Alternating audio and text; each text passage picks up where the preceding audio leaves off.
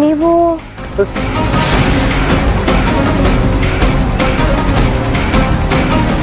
ನೀವು ಮಹಾದೇವ ಅವ್ರ ತಂದೆ ಶ್ರೀನಿವಾಸ್ ಅಲ್ವಾ?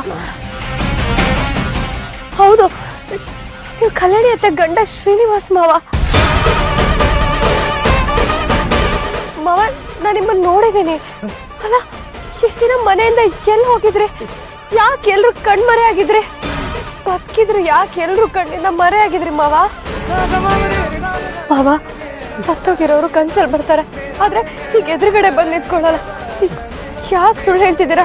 ನಿಜ ಹೇಳಿ, ನೀವು ಶ್ರೀನಿವಾಸ್ ಮಾವ ಅಲ್ವಾ? ಮಾವ, ನೀವು ಮನೆ ಒಳಗೆ ಬನ್ನಿ. ನೀವು ಯಾರು ಅಂತ ಇಡೀ ಮನೆನೇ ಹೇಳುತ್ತೆ. ಬನ್ನಿ ಮಾವ ನೀವು. ಹೌದಮ್ಮ, ಹೌದು, ನಾನೇಮ್ಮ ಶ್ರೀನಿವಾಸ್, ಕಲ್ಯಾಣಿ ಗಂಡ ನಾನೇನಮ್ಮ.